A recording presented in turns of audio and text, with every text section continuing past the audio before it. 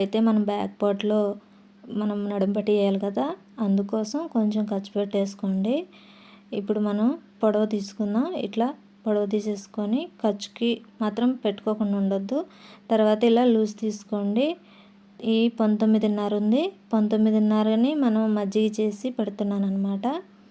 ఇలా పెట్టుకున్నాక మనం షోల్డర్ అవన్నీ కూడా తీసుకోవాలి కదా. ఇలా 5.5 పెట్టేసుకోండి షోల్డరు. ఈ పెట్టిన గుర్తులన్నిటి స్కేల్తో గీతలు కొట్టేసుకోండి ఫ్రెండ్స్. తర్వాత సంక పార్ట్ ఇలా చూసుకోండి. బ్యాక్ పార్ట్ కూడా ఆది బ్లౌజ్తోనే తీసుకోండి. సంక పార్ట్ చూసినప్పుడు మీరు ఎలా అయితే తీసుకున్నారు, ఇప్పుడు మీకు ఐడియా ఏంటంటే సంక పార్ట్ పెట్టినప్పుడు మనం ఖర్చున్న కాడ ఒక గుర్తు, కుట్టు కాడ ఒక గుర్తు పెట్టుకోండి. ఈ పెట్టిన గుర్తులన్నిటికీ ఇట్లా లైన్ కొట్టేసి రౌండ్గా గీసేసుకోండి. డ్రాయింగ్ అయిపోయింది. ఇలా కట్ చేసేసుకోండి ఫ్రెండ్స్. కొత్తగా నేర్చుకునేటప్పుడు కొంచెం కన్ఫ్యూజ్గానే ఉంటుంది.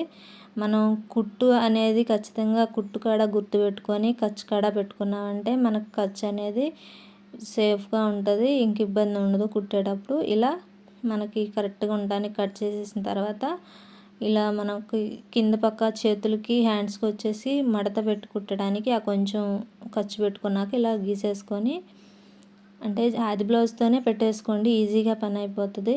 ఇలా లూజ్ కాడ డాట్ పెట్టేసుకొని ఇట్లా క్రాస్ తీసుకోండి. క్రాస్ తీసిన కాడ మనకి గుర్తు ఉండాలంటే ఒక డాట్ పెట్టేసుకోండి. పద్దాక చూసుకునే పని ఉండదు క్రాస్ ఎటు ఉందని.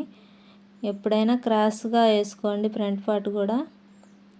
ఇట్లా క్రాస్గా వేసుకున్న తర్వాత మన కాజాల పట్టి ఏదైతే ఉందో అది తీసుకొని ఇలా రౌండ్గా మెడంతా నెక్ చూసుకున్నాక ఇట్లా పొడవు చూసుకోండి. సెంటర్ పార్ట్ పట్టుకొని ఇప్పుడు పైన నుంచి కిందికి చూసుకొని సంక గుర్తు పెట్టుకున్నాక ఇట్లా మొత్తం ఉన్న గీతలన్నిటిని కలిపి ఒక లైన్స్ కొట్టేసుకున్నాక క్రాస్ తీసుకోండి. డ్రాయింగ్ అయిపోయినాక ఇట్లా కట్ చేసేసుకోండి. మనకి సంక అయిపోయిందంటే బ్యాక్ పార్ట్ సంక ఖర్చు కాడి నుంచి చూసుకోవాలి. షేప్ పట్టి ఎంత వదిలి పెట్టుకోవాలి అనేది అక్కడ తేలిపోతుంది, ఇబ్బంది ఉండదు. ఇట్లా లూజుకి గుర్తు పెట్టేసుకోండి డాటు. ఇది షేప్ పట్టి మిగిలిన క్లాత్లో తీసాను నేను. అది మనం కుట్టేటప్పుడు క్రాస్ తీసుకుంటే సరిపోద్ది అనమాట. ఇప్పుడు ఫ్రంట్ పార్ట్ క్రాస్ తీసేసాను. మళ్ళీ ఒకసారి బ్యాక్ పార్ట్ మీద పెట్టేసి కరెక్ట్గా ఉందా లేదా అని ఒకసారి మళ్ళీ చెక్ చేసుకుంటున్నాను ఫ్రెండ్స్. అలా చెక్ చేసుకోవటం వల్ల కొంచెం ఎక్కువ ఉన్నా మనం కట్ చేసుకోవడానికి బాగుంటుంది.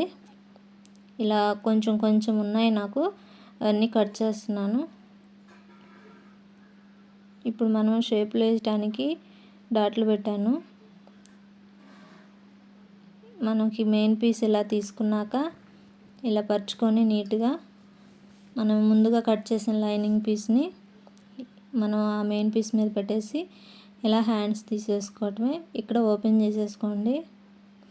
వీటికి జాయింట్లు పడతాయి హ్యాండ్స్కి, నేను అవి కుట్టేటప్పుడు పెడతాను, చెప్తానమాట. ఇప్పుడు బ్యాక్ పార్టు మనం ఈ అద్దె అయితే ఏదైతే ఉందో అది విడిగా తీసేసాను.